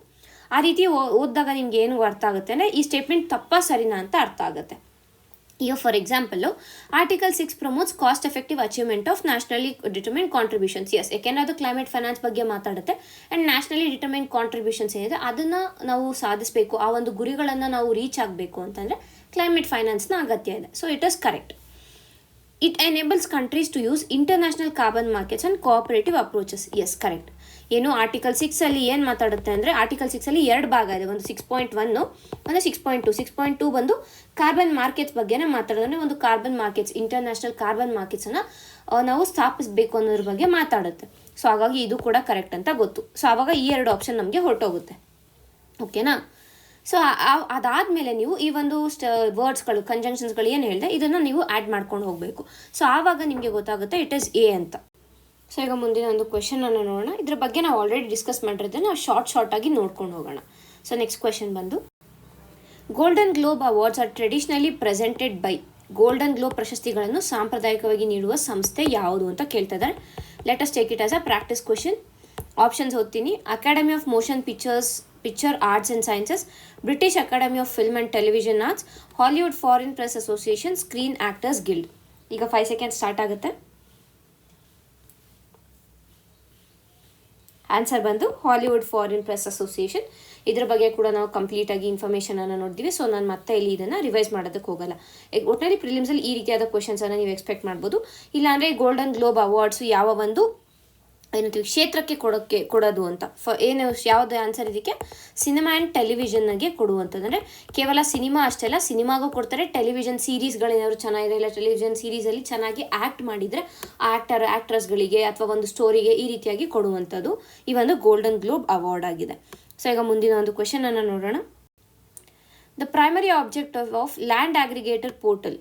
ಇತ್ತೀಚೆಗಷ್ಟೇ ನಾವು ಬೆಸ್ಕಾಮು ಲ್ಯಾಂಡ್ ಅಗ್ರಿಗೇಟರ್ ಪೋರ್ಟಲನ್ನು ಲಾಂಚ್ ಮಾಡಿದೆ ಅಂತ ನಾವು ನೋಡಿದ್ವಿ. ಸೊ ಅದರ ಮುಖ್ಯ ಒಂದು ಆಬ್ಜೆಕ್ಟಿವ್ ಏನು ಅಂತ ಕೇಳ್ತಾ ಇದ್ದಾರೆ. Let this also be practice question. ಇದನ್ನು ನಾವು ಪ್ರಾಕ್ಟೀಸ್ ಕ್ವೆಶನ್ ಅಂತ ತಗೊಳ್ಳೋಣ, ಯಾಕೆಂದರೆ it is very easy question ಆ ಒಂದು ದೃಷ್ಟಿಯಿಂದ. ಮೊದಲಿಗೆ ಹೆದ್ದಾರಿ ಯೋಜನೆಗಳಿಗಾಗಿ ಭೂಸ್ವಾಧೀನವನ್ನು ಸುಗಮಗೊಳಿಸುವುದು, ನವೀಕರಿಸಬಹುದಾದ ಇಂಧನ ಅಂದರೆ ರಿನ್ಯೂಯಬಲ್ ಎನರ್ಜಿ ಮತ್ತು ಪವರ್ ಇನ್ಫ್ರಾಸ್ಟ್ರಕ್ಚರ್ಗೆ ಬೇಕಾಗಿರುವಂಥ ಯೋಜನೆಗಳಿಗೆ ಭೂಮಿಯನ್ನು ಒಗ್ಗೂಡಿಸುವುದು, ಭೂ ಆದಾಯ ದಾಖಲೆಗಳ ಡಿಜಿಟಲೀಕರಣ, ರೈತರಿಗೆ ಕೃಷಿ ಸಬ್ಸಿಡಿ ನೀಡುವುದು. ಲ್ಯಾಂಡ್ ಅಗ್ರಿಗೇಟರ್ ಪೋರ್ಟಲ್, ನಿಮ್ಗೆ ಇದ್ರ ಬಗ್ಗೆ ಐಡಿಯಾನೇ ಇಲ್ಲ ಅಂದ್ರೂ ಲ್ಯಾಂಡ್ ಅಗ್ರಿಗೇಟರ್ ಅಂತ ಅವರೇ ಹೇಳಿದ್ದಾರೆ. ಸೊ ಇದು ಸಬ್ಸಿಡಿಗಳಿಗೆ ರಿಲೇಟ್ ಆಗಿರೋದಿಲ್ಲ, ಆಬ್ವಿಯಸ್ ಆಗಿ ಇದನ್ನ ತೆಗಿಬೋದು. ತದನಂತರ ಲ್ಯಾಂಡ್ ಅಗ್ರಿಗೇಟರ್ ಪೋರ್ಟಲ್, ಲ್ಯಾಂಡ್ ಮಾತ್ರ ಇಲ್ಲಿ ಯೂಸ್ ಮಾಡೋದು, ರೆವೆನ್ಯೂ ಬಗ್ಗೆ ಏನಾದರೂ ಯೂಸ್ ಮಾಡಿದಾರಾ? ಇಲ್ಲ. ಸೊ ಇದು ರಾಂಗ್ ಆಗುತ್ತೆ. ಇದೆರಡರಲ್ಲಿ ನಿಮಗೆ ಡೌಟ್ ಬರ್ಬೋದು. ಅಂದರೆ ಏನು ನೀವು ಇದ್ರ ಬಗ್ಗೆ ಗೊತ್ತಿಲ್ಲ ಅಂದರೆ, ಇದ್ರ ಬಗ್ಗೆ ಗೊತ್ತಿರೋ ಆಬ್ವಿಯಸ್ ಆಗಿ ನಿಮಗೆ ಈಗಾಗಲೇ ಆನ್ಸರ್ ಗೊತ್ತಾಗೋಗಿರುತ್ತೆ. ಇವಾಗ ಲ್ಯಾಂಡ್ ಅಗ್ರಿಗೇಟರ್ ಪೋರ್ಟಲ್ ಅಂತ ಬಂದರೆ ಏನಾಗುತ್ತೆ? Facilitate land acquisition for highway projects, aggregate land parcel for renewable and power infrastructure projects. So ಈಗ ಫಸ್ಟ್ 5 ಸೆಕೆಂಡ್ಸ್ ಕೊಟ್ಬಿಡ್ತೀನಿ, ತದನಂತರ ಆನ್ಸರ್ನ ಹೇಳ್ತೀನಿ.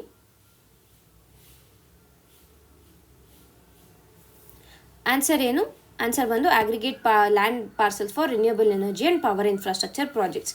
ಇದು ನಿಮಗೆ ಗೊತ್ತಿದ್ರೆ ಅಂದರೆ ಬೆಸ್ಕಾಮ್ ಇತ್ತೀಚೆಗೆ ರಿಲೀಸ್ ಮಾಡಿದಂಥ ಒಂದು ಇನಿಷಿಯೇಟಿವ್ ಆಗಿರುವಂಥ ಕಾರಣ ನೀವು ಇದನ್ನು ಓದಿರ್ತೀರ, ಆಬ್ವಿಯಸ್ಸಾಗಿ ಆನ್ಸರ್ ಗೊತ್ತಿರುತ್ತೆ.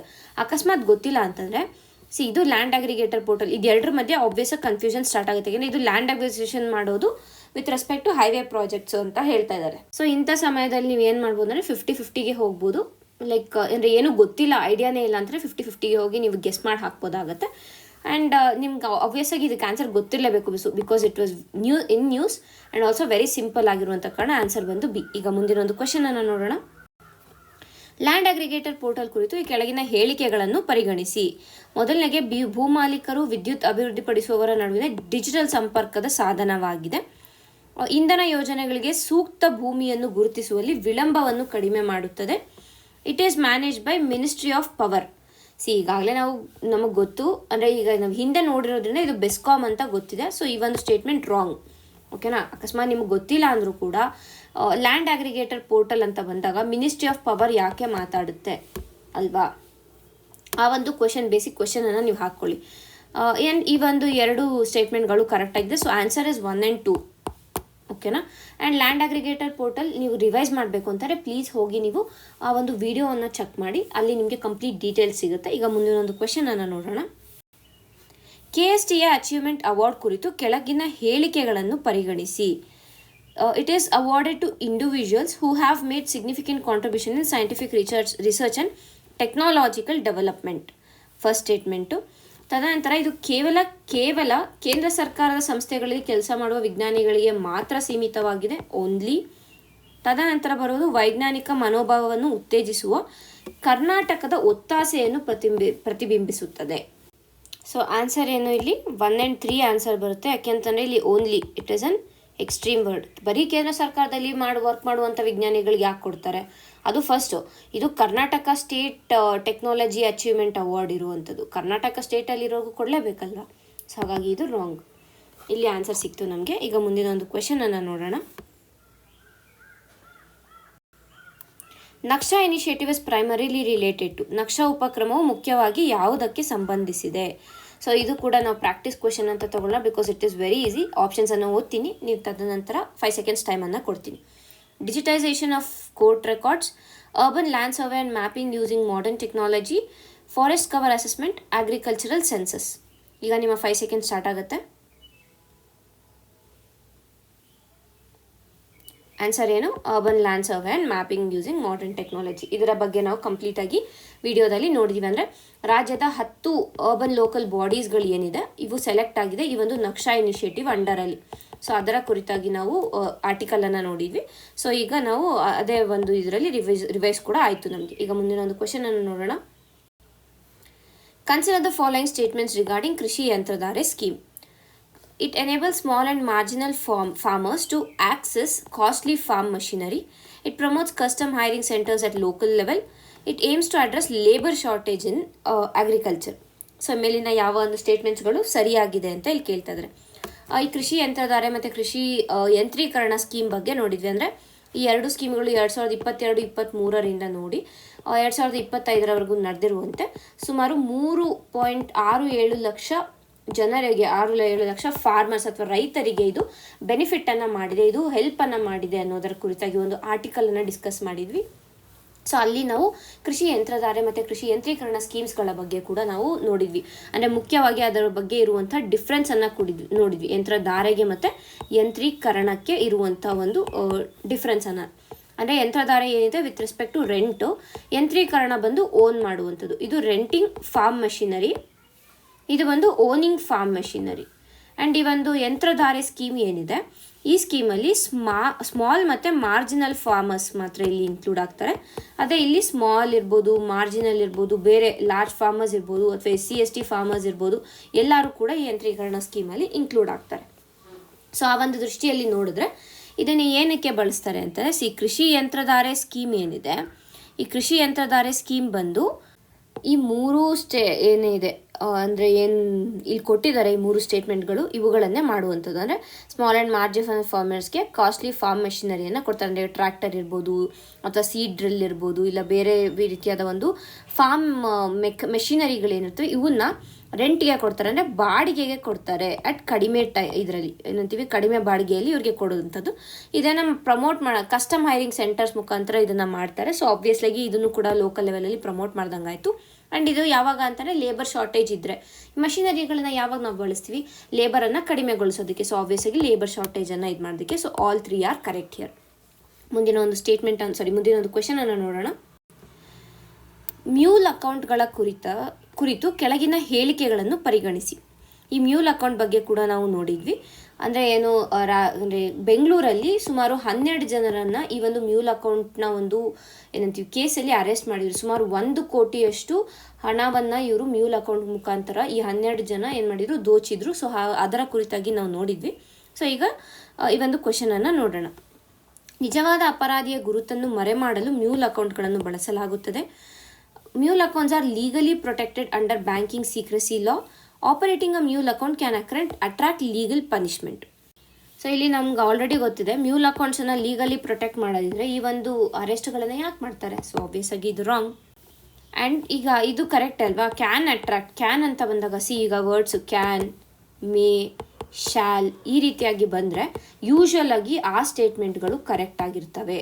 ಅಂದರೆ ನಿಮ್ಗೆ ಆನ್ಸರ್ ಗೊತ್ತಿಲ್ಲ ಅಂತಂದರೆ ಈ ರೀತಿಯಾದ ಒಂದು ಟ್ರಿಕ್ಸ್ಗಳನ್ನು ನೀವು ಬಳಸ್ಬೋದಾಗುತ್ತೆ. ಸೊ ಇದು ಕರೆಕ್ಟು. ಫಸ್ಟ್ ಒನ್ ಆಬ್ವಿಯಸ್ ಆಗಿ ಕರೆಕ್ಟು, ಇದು ರಾಂಗು. ಸೊ ಆನ್ಸರ್ ಬಂದು ಆಪ್ಷನ್ ಸಿ. ಈಗ ಮುಂದಿನ ಒಂದು ಕ್ವೆಶನನ್ನು ನೋಡೋಣ. ಐಪಂಪ್ ನೆಟ್ ಕುರಿತು ಕೆಳಗಿನ ಹೇಳಿಕೆಗಳನ್ನು ಪರಿಗಣಿಸಿ. ನೀರು ಪಂಪಿಂಗ್ ಕೇಂದ್ರಗಳ ರಿಯಲ್ ಟೈಮ್ ಮೇಲ್ವಿಚಾರಣೆಯನ್ನು ಸಾಧ್ಯ ಮಾಡುತ್ತದೆ. ಶಕ್ತಿ ಬಳಕೆ ಮತ್ತು ಅಂದರೆ ಎನರ್ಜಿ ಕನ್ಸಂಪ್ಷನ್ ಮತ್ತು ಆಪರೇಷನಲ್ ಲಾಸಸ್ಗಳನ್ನು ಕಡಿಮೆ ಮಾಡಲು ಸಹಾಯ ಮಾಡುತ್ತದೆ. ಸೊ ಈ ಒಂದು ಕ್ವೆಶನ್ ಏನಿದೆ ಇದನ್ನು ನಾವು ವಿತ್ ರೆಸ್ಪೆಕ್ಟ್ ಟು BWSSB ನೋಡಿದ್ವಿ. ಓಕೆನಾ? ಅಂದರೆ BWSSB ಹೊಸದಾದ ಒಂದು ಐಪಂಪ್ ನೆಟ್ ಅನ್ನುವಂಥ AI ಟೂಲ್ ಅಥವಾ AI ಡಿವೈಸನ್ನು ಅಥವಾ AI ಸಾಫ್ಟ್ವೇರನ್ನು ಡಿಪ್ಲಾಯ್ ಮಾಡಿದ್ದಾರೆ. ಬೆಂಗಳೂರಿನ ಸುಮಾರು ಐ ಥಿಂಕ್ 7 ಅಥವಾ 10 ಸ್ಟೇಷನಲ್ಲಿ ಇದನ್ನ ಡಿಪ್ಲಾಯ್ ಮಾಡಿದ್ದಾರೆ ಅಂತ ನಾವು ನೋಡಿದ್ವಿ. ಓಕೆನಾ? ಸೊ ಹೀಗಿರುವಾಗ ಇದು ನಮಗೆ ಇಂಪಾರ್ಟೆಂಟ್ ಆಗುತ್ತೆ ಅಂತ ನಾನು ಹೇಳಿದ್ದೇನೆ. ಪ್ರಿಲಿಮ್ಸ್ ಪಾಯಿಂಟ್ ಆಫ್ ವ್ಯೂಲಿ ಇದು ಇಂಪಾರ್ಟೆಂಟ್ ಅಂತ. ಸೊ ಏನಕ್ಕೆ ಈ ಒಂದು ಐಪಂಪ್ ನೆಟ್ಟನ್ನು ಮಾಡಿದ್ದು ಅಂತಂದರೆ, ಇದನ್ನು ನೀರು ಪಂಪಿಂಗ್ ವ್ಯವಸ್ಥೆಗಳು ಏನಿದೆ ಇದನ್ನು ಸ್ವಯಂಚಾಲಿತ ಮೇಲ್ವಿಚಾರಣೆಗೆ ಅಂದರೆ ಆಟೋಮೇಷನ್ ಮತ್ತು ಆಟೋಮೆಟಿಕ್ ಮಾನಿಟರಿಂಗ್ ಮಾಡೋದಕ್ಕೆ.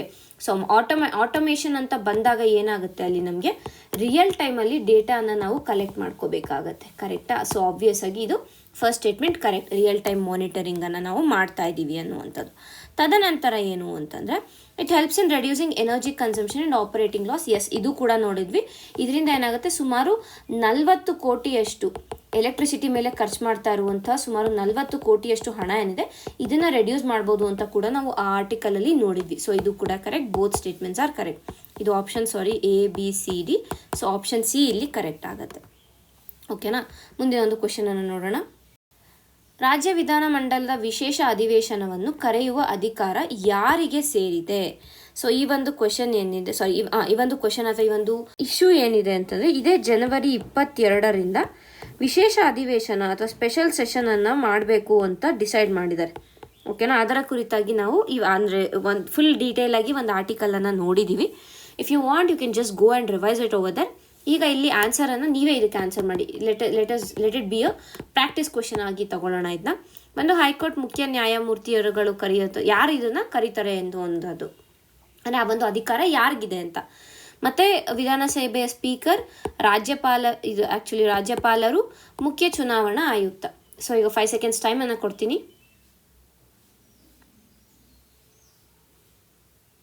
ಆನ್ಸರ್ ಬಂದು ಗವರ್ನರ್ ಆಫ್ ದ ಸ್ಟೇಟ್. ಯಾವ ಆರ್ಟಿಕಲ್ 174 ಅಡಿಯಲ್ಲಿ ಗವರ್ನರ್ಗೆ ಈ ಒಂದು ಪವರನ್ನು ನೀಡಲಾಗಿದೆ. ಅಂದರೆ ನಮ್ಮ ಸಂವಿಧಾನ, ನಮ್ಮ ಕಾನ್ಸ್ಟಿಟ್ಯೂಷನ್ ಈ ಒಂದು ಪವರನ್ನು ರಾಜ್ಯಪಾಲರಿಗೆ ನೀಡ್ತಾ ಇದೆ ಅನ್ನೋದು ನಮಗೆ ಗೊತ್ತಿದೆ. ಸೊ ಈಗ ಮುಂದಿನ ಒಂದು ಕ್ವೆಶನನ್ನು ನೋಡೋಣ. From a constitutional perspective, a conduct of special session of a state assembly is govern mainly by. ಈಗಾಗಲೇ ನಾನು ಆನ್ಸರ್ ಹೇಳ್ಬಿಟ್ಟಿದ್ದೀನಿ, ಆರ್ಟಿಕಲ್ 174. ಸೊ ಇದನ್ನ ಸ್ಕಿಪ್ ಮಾಡೋಣ. ಆ್ಯಂಡ್ ಈ ಒಂದು ಸ್ಪೆಷಲ್ ಸೆಷನ್ ಏನಿದೆ ಇಟ್ ಈಸ್ ವೆರಿ ಇಂಪಾರ್ಟೆಂಟ್. ಅಂದರೆ ಏನಾಗುತ್ತೆ ಸ್ಪೆಷಲ್ ಸೆಷನಲ್ಲಿ, ಇದು ಒಂದು ಅಜೆಂಡಾನ ಇಟ್ಕೊಂಡು ಮಾತ್ರನೇ ಈ ಸ್ಪೆಷಲ್ ಸೆಷನನ್ನು ಕರೀತಾರೆ. ಈ ಸತಿಯ ಅಜೆಂಡಾ ಏನು ಅಂದರೆ ಈ MGNREGA ಬಿಲ್ ಏನಿದೆ, ಮನ್ರೇಗಾ ಬಿಲ್ ಏನಿದೆ ಅಥವಾ ಮನ್ರೇಗಾ ಆ್ಯಕ್ಟ್ ಏನಿತ್ತು, ಈ ಆ್ಯಕ್ಟನ್ನು ತೆಗೆದು VBG ರಾಮ್ಜಿ ಅನ್ನುವಂಥ ಬಿಲ್ ಆ್ಯಕ್ಟನ್ನು ಇಂಟ್ರೊಡ್ಯೂಸ್ ಮಾಡಿರುವಂಥ ಕಾರಣ ಇದರ ಕುರಿತಾಗಿ ಚರ್ಚಿಸೋದಕ್ಕೆ ಈ ಒಂದು ಸ್ಪೆಷಲ್ ಸೆಷನನ್ನು ಕರೆದಿರೋದು. ರಾಜ್ಯಪಾಲರು ಕರೀತಾರೆ, ಈಗಾಗಲೇ ನಾವು ಅದನ್ನು ನೋಡಿದ್ದೀವಿ. On the advice of council of ministers, council of minister advice ಮಾಡಿದ್ರೆ ಮಾತ್ರನೇ ರಾಜ್ಯಪಾಲರು ಈ ಒಂದು ಸ್ಪೆಷಲ್ ಸೆಷನನ್ನು ಕರೆಯೋದಕ್ಕೆ ಆಗುತ್ತೆ. ಆ್ಯಂಡ್ 174 ಈಗಾಗಲೇ ತಿಳ್ಕೊಂಡಿದ್ದೀವಿ. ಆ್ಯಂಡ್ ಸ್ಪೆಷಲ್ ಸೆಷನ್ ಅಂದರೆ it will have a particular issue ಅಥವಾ ಪರ್ಟಿಕ್ಯುಲರ್ ಅಜೆಂಡಾ ಬೇಸಿಸ್ ಮೇಲೇ ಈ ಒಂದು ಸ್ಪೆಷಲ್ ಸೆಷನನ್ನು ಕರೆಯೋದಕ್ಕೆ ಆಗುವಂಥದ್ದು. ಸೊ ಇಷ್ಟು ನಮಗೆ ಈ ಒಂದು ಸ್ಪೆಷಲ್ ಸೆಷನ್ ಬಗ್ಗೆ ಬೇಕಾಗಿರುವಂಥ ಇನ್ಫಾರ್ಮೇಷನ್. ಮುಂದಿನ ಒಂದು ಕ್ವೆಶನನ್ನು ನೋಡೋಣ. Karnataka land revenue second amendment act is an amendment to which principal legislation. So ಇದನ್ನು ನಾವು ಪ್ರಾಕ್ಟೀಸ್ ಕ್ವೆಶನ್ ಅಂತ ತಗೊಳ್ಳೋಣ, because it is very easy one. And also ನಾವು ಇದ್ರ ಬಗ್ಗೆ ಕೂಡ ಡಿಸ್ಕಸನ್ನು ಮಾಡಿದ್ದೀವಿ ಈಗಾಗಲೇ. ಸೊ ಆ ಒಂದು ಇದರಿಂದ ಆಪ್ಷನ್ಸ್ ಬಂದು Karnataka land reforms act 1961, Karnataka land revenue act 1964, transfer of property act 1882, registration act 1908. ನಿಮ್ಮ 5 ಸೆಕೆಂಡ್ಸ್ ಈಗ ಸ್ಟಾರ್ಟ್ ಆಗುತ್ತೆ.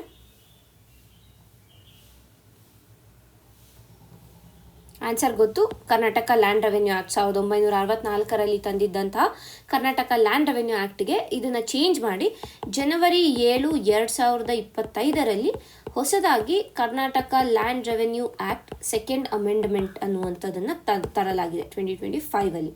ಸೊ ಇದರ ಬಗ್ಗೆ ಕೂಡ ನಾವು ಕೆಲವಷ್ಟು ಇನ್ಫಾರ್ಮೇಷನ್ನ ಡಿಸ್ಕಸ್ ಮಾಡಿದ್ವಿ. ಸೊ ನೀವು ಇನ್ಫಾರ್ಮೇಷನ್ ಬೇಕಂದರೆ just go there and revise it once. ಮುಂದಿನ ಕ್ವೆಶನನ್ನು ನೋಡೋಣ.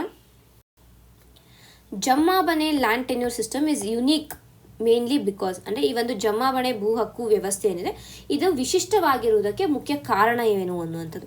ಒಂದು, ownership automatically changes with every generation, lands are owned collectively by the state, land transfer is completely prohibited, land records retain the name of the original ಪಟ್ಟೇದಾರ್ even after generations. So ಇದರ ಬಗ್ಗೆ ನಾವು detail ಆಗಿ discuss ಮಾಡಿದ್ದೀವಿ. ಅಂದರೆ ಒಂದು ಜನ್ಮಾಬಣೆ ಭೂ ಹಕ್ಕು ಏನಿದೆ ಅಥವಾ ಲ್ಯಾಂಡ್ ಟೆನ್ಯೂರ್ ಸಿಸ್ಟಮ್ ಏನಿದೆ ಇದರಿಂದ ಯಾವ ರೀತಿಯಾದ ಪ್ರಾಬ್ಲಮ್ ಆಗ್ತಾಯಿದೆ, ಇದು ಮುಖ್ಯವಾಗಿ ಎಲ್ಲಿ ನಾವು ಪಾಲಿಸ್ತಾ ಇದ್ದೀವಿ, ಕರ್ನಾಟಕದ ಕೊಡಗು ಜಿಲ್ಲೆಯಲ್ಲಿ ನಾವು ಇದನ್ನು ಪಾಲಿಸ್ತಾ ಇರುವಂಥದ್ದು. ಆ್ಯಂಡ್ ಯಾವಾಗ 1600ರಿಂದ 1800ರವರೆಗೆ, ಅಂದರೆ ಡ್ಯೂರಿಂಗ್ ಬ್ರಿಟಿಷ್ ಮತ್ತು ಕೊಡಗು ಇದ್ದಂತಹ ರಾಜರು ಏನಿದ್ರು, ಆಗಿನ ರಾಜ್ಯಾಡಳಿತ ಏನಿತ್ತು ಆ ಒಂದು ಟೈಮಲ್ಲಿ ಈ ರೀತಿಯಾದ ಒಂದು ಸಿಸ್ಟಮನ್ನು ಸ್ಟಾರ್ಟ್ ಮಾಡಿದ್ದು. ಆ್ಯಂಡ್ ಇದುವರೆಗೂ ಅದನ್ನ ಕಂಟಿನ್ಯೂ ಮಾಡ್ಕೊಂಡು ಬರ್ತಾ ಇದ್ದಾರೆ. ಆ್ಯಂಡ್ ಇದರ ಒಂದು ಏನಂತೀವಿ ಆನ್ಸರ್ ಏನು ಅಂತಂದರೆ ಲ್ಯಾಂಡ್ ರೆಕಾರ್ಡ್ಸ್ ಈಗಲೂ ಕೂಡ ಒರಿಜಿನಲ್ ಲ್ಯಾಂಡ್ ರೆಕಾರ್ಡ್ಸ್ ಏನಿದೆ, ಅಂದರೆ ಈಗ ಒಂದು ಆಸ್ತಿ ಪತ್ರ ಏನಿರುತ್ತೆ, ಈಗ ಈ ಭೂಮಿ ನಮ್ಮದು ಅಂತ ಬಂದಾಗ ಆ ಆಸ್ತಿ ಪತ್ರ ಏನಿರುತ್ತೆ, ಆಸ್ತಿ ಪತ್ರ ಈಗಲೂ ಒರಿಜಿನಲ್ ಆಗಿ ಯಾವ ಪಟ್ಟೆದಾರರಿಗೆ ನೀಡಲಾಗಿತ್ತು, ಅಂದರೆ ಆಗಿನ ಬ್ರಿಟಿಷ್ ಕಾಲದಲ್ಲಿ ಇರ್ಬೋದು ಇಲ್ಲ ರಾಜರು ಯಾವ ಒಂದು ಪಟ್ಟೆದಾರರಿಗೆ ನೀಡಿದ್ರು ಈಗಲೂ ಕೂಡ ಅವರ ಹೆಸರಲ್ಲೇ ಈ ಒಂದು ಜಮಾಬಣೆ ಭೂಮಿಗಳು ಇರುವಂಥ ಕಾರಣ ಇದು ಇಶ್ಯೂ ಅಲ್ಲಿ ಇತ್ತು. ಅಂದರೆ ಈಗ second amendment act, Karnataka land revenue second amendment act ಏನಿದೆ ಇದು ಈ ಒಂದು ಪ್ರಾವಿಷನನ್ನು ತೆಗೆದು ಹೊಸದಾಗಿ, ಅಂದರೆ ಆಫ್ಟರ್ ಜನರೇಷನ್ಸ್ ಬಂದಾಗ ಜನರೇಷನ್ ಟು ಜನರೇಷನ್ ಚೇಂಜ್ ಆಗಬೇಕು, ಈ ಹೆಸರು ಒರಿಜಿನಲ್ ಪಟ್ಟೆದಾರರಲ್ಲೇ ಇರಬಾರ್ದು, ಚೇಂಜ್ ಆಗಬೇಕು ಅನ್ನುವಂಥ ಒಂದು ನಿಯಮನ ತಂದಿರುವಂಥ ಕಾರಣ ನಾವು ಈ ಒಂದು ಆರ್ಟಿಕಲನ್ನು ನೋಡಿದ್ವಿ. ಇನ್ನು ಈ ಒಂದು ಆರ್ಟಿಕಲ್ ಬಗ್ಗೆ ನಿಮಗೆ ಇನ್ಫಾರ್ಮೇಷನ್ ಬೇಕು ಅಂದರೆ please go and refer to that video. ಈಗ ಮುಂದಿನ ಒಂದು ಕ್ವೆಶನನ್ನು ನೋಡೋಣ. According to the amendment, which authority is empowered to make corrections in land records of Kodagu districts? So ಇದರ ಬಗ್ಗೆ ಕೂಡ ನಾವು ನೋಡಿದ್ವಿ. ಸೊ ಇದನ್ನ ಪ್ರಾಕ್ಟೀಸ್ ಕ್ವೆಶನ್ ಆಗಿ ತಗೊಳ್ಳೋಣ. ಆಪ್ಷನನ್ನು ಓದ್ತೀನಿ, ತದನಂತರ 5 ಸೆಕೆಂಡ್ ಟೈಮನ್ನು ಕೊಡ್ತೀನಿ. ಜಿಲ್ಲಾ ಉಪಾಯುಕ್ತ, ಅರಣ್ಯ ವಲಯ ಅಧಿಕಾರಿಗಳು, ಆದಾಯ ಇಲಾಖೆಯ ಸಹಾಯಕ ಆಯುಕ್ತರು, ಗ್ರಾಮ ಪಂಚಾಯಿತಿ ಕಾರ್ಯದರ್ಶಿಗಳು. ನಿಮ್ಮ 5 ಸೆಕೆಂಡ್ಸ್ ಈಗ ಸ್ಟಾರ್ಟ್ ಆಗುತ್ತೆ. ಆನ್ಸರ್ ಬಂದು assistant commissioners of revenue department. Because land related ಏನೇ ಇದ್ರೂ ನಾವು ಯೂಶುವಲ್ ಆಗಿ ಹೋಗುವಂಥದ್ದು ಎಲ್ಲಿ ರೆವೆನ್ಯೂ ಡಿಪಾರ್ಟ್ಮೆಂಟ್ಗೆ. ಸೊ ಹಾಗಾಗಿ ಇದು ಆನ್ಸರ್ ಆಗಿರುತ್ತೆ. ಮುಂದಿನ ಒಂದು ಕ್ವೆಶನ್ ಅನ್ನು ನೋಡೋಣ. ಗಿಲಿಯನ್ ಬಾರ್ ಸಿಂಡ್ರೋಮ್ ಕುರಿತು ಕೆಳಗಿನ ಹೇಳಿಕೆಗಳನ್ನು ಪರಿಗಣಿಸಿ. It often follows bacterial or viral infection. ಇದು ಮುಖ್ಯವಾಗಿ ಕೇಂದ್ರ ನರ ವ್ಯವಸ್ಥೆಯನ್ನು ಪ್ರಭಾವಿಸುತ್ತದೆ. Early medical intervention improves recovery outcomes. So ಈ ಒಂದು ಗಿಲಿಯನ್ ಬಾರ್ ಏನಿದೆ ಇದು ಕರ್ನಾಟಕದಲ್ಲಿ ಹೆಚ್ಚಾಗ್ತಾ ಇದೆ. ಆ ಒಂದು ಅಂದರೆ ಅದು ವಿಷಯದಲ್ಲಿ ಇದ್ದಂಥ ಕಾರಣ ನಾವು ನ್ಯೂಸಲ್ಲಿ ನೋಡಿದ್ವಿ. ಸೊ ಅಲ್ಲಿ ನಾವು ಏನು ನೋಡಿದ್ದೀವಿ, ಗಿಲಿಯನ್ ಬಾರ್ ಸಿಂಡ್ರೋಮ್ ಬಗ್ಗೆ ನೋಡಿದ್ವಿ. ಇದು ಏನು, ವಾಟ್ ಇಸ್ ದಿಸ್, ಕಾಸಸ್ ಏನು ಇದಕ್ಕೆ, ಮತ್ತು ಇದರ ಸಿಂಪ್ಟಮ್ಸ್ ಏನು, ಇದಕ್ಕೆ ಕ್ಯೂರ್ ಇದೆಯಾ, ಮತ್ತು ವೇ ಫಾರ್ವರ್ಡ್ ಯಾವ ರೀತಿಯಾಗಿ ಮಾಡಬೇಕು ಅನ್ನೋದರ ಕುರಿತಾಗಿ ನಾವು ಕಂಪ್ಲೀಟಾಗಿ ಡಿಸ್ಕಸ್ ಮಾಡಿದ್ವಿ. ಸೊ ಈಗ ನಾವು ಇದಕ್ಕೆ ಆನ್ಸರನ್ನು ನೋಡೋಣ. ಇದು first one yes bacterial or viral infection correct. ಅಂದರೆ ಕಾಸಸಲ್ಲಿ ನಾವು ನೋಡಿದ್ವಿ, ವೈರಲ್ ಇನ್ಫೆಕ್ಷನ್ ಇರ್ಬೋದು, ಇಲ್ಲ ಬ್ಯಾಕ್ಟೀರಿಯಲ್ ಇನ್ಫೆಕ್ಷನ್ ಇರ್ಬೋದು, ಇಲ್ಲ ವ್ಯಾಕ್ಸಿನೇಷನ್ಗಳಿಂದ ಇರ್ಬೋದು, ಇಲ್ಲ ಸರ್ಜರೀಸ್ಗಳಿಂದ ಈ ಒಂದು ಏನದು ಗಿಲೆನ್ ಬಾರ್ ಸಿಂಡ್ರೋಮ್ ಬರುತ್ತೆ ಅನ್ನುವಂಥದ್ದು. ಓಕೆನಾ. ಸೊ ಹಾಗಾಗಿ ಫಸ್ಟ್ ಸ್ಟೇಟ್ಮೆಂಟ್ ಕರೆಕ್ಟ್, ಈ ಒಂದು ಆಪ್ಷನನ್ನು ತೆಗಿಬೋದು. ನಂತರ it primarily affect central nervous system. ಇಲ್ಲ, ನಾವು ಇದನ್ನು ನೋಡಿದ್ವಿ. ಯಾವ nervous system? Peripheral nervous system ಅನ್ನೋದು ಅಫೆಕ್ಟ್ ಮಾಡುತ್ತೆ. ಸೊ ಎರಡು ರೀತಿಯಾದ ನರ್ವಸ್ ಸಿಸ್ಟಮ್ ಇದೆ, ಒಂದು ಸೆಂಟ್ರಲ್ ನರ್ವಸ್ ಸಿಸ್ಟಮ್, ಒಂದು peripheral nervous system. Central nervous ಸಿಸ್ಟಮನ್ನು ಈ ಗಿಲಿಯನ್ ಬಾರ್ ಅಥವಾ ಗುಲೇನ್ ಬಾರ್ ಅಂತ ಏನು ಕರಿತೀವಿ, ಇದು ಅಫೆಕ್ಟ್ ಮಾಡೋದಿಲ್ಲ. ಬದಲಿಗೆ ಪೆರಿಫೆರಲ್ ನರ್ವಸ್ ಸಿಸ್ಟಮನ್ನು ಅಫೆಕ್ಟ್ ಮಾಡುತ್ತೆ. ಇದು ಹೋಗುತ್ತೆ. ಸೊ ಆನ್ಸರ್ ಬಂದು ಆಪ್ಷನ್ ಎ. ಅರ್ಲಿ ಮೆಡಿಕಲ್ ಇಂಟರ್ವೆನ್ಷನಿಂದ ಏನಾಗುತ್ತೆ ಅಂತಂದರೆ, ಎಸ್, ಈ ಒಂದು ಕಾಯಿಲೆನ ಅಥವಾ ಈ ಒಂದು ಡಿಸಾರ್ಡರ್, ಈ ಒಂದು ಸಿಂಡ್ರೋಮನ್ನು ಕಂಪ್ಲೀಟಾಗಿ ಗುಣಮುಖವಾಗಿಸ್ಬೋದು. ಸೊ ಹಾಗಾಗಿ ಇದು ಕೂಡ ಕರೆಕ್ಟ್ ಆಗಿದೆ. ಸೊ ಇದು ಗಿಲೆನ್ ಬಾರ್ ಸಿಂಡ್ರೋಮ್ ಬಗ್ಗೆ. ಇದು ನಮಗೆ ಪ್ರಿಲಿಮ್ಸ್ ಪಾಯಿಂಟ್ ಆಫ್ ವ್ಯೂ ಅಲ್ಲಿ ಇಂಪಾರ್ಟೆಂಟ್ ಆಗುತ್ತೆ. ಸೊ ಇಷ್ಟು ಈ ವಾರದ ಒಂದು ರಿವಿಷನ್ ಕ್ಲಾಸ್ ಬಗ್ಗೆ ಆಗಿದೆ. ನಿಮ್ಗೆ ಏನಾದರೂ ಡೌಟ್ಸ್ ಇತ್ತು ಅಂತಂದರೆ you can just post it in the comments. And ನಿಮಗೆ ಏನಾದರೂ ರಿಕ್ವೆಸ್ಟ್ ಇದೆ ಅಂತಂದರೆ ಅದನ್ನು ಕೂಡ ನೀವು ಕಮೆಂಟ್ಸಲ್ಲಿ ಪೋಸ್ಟ್ ಮಾಡಿ. Will just try to implement it. ಧನ್ಯವಾದಗಳು.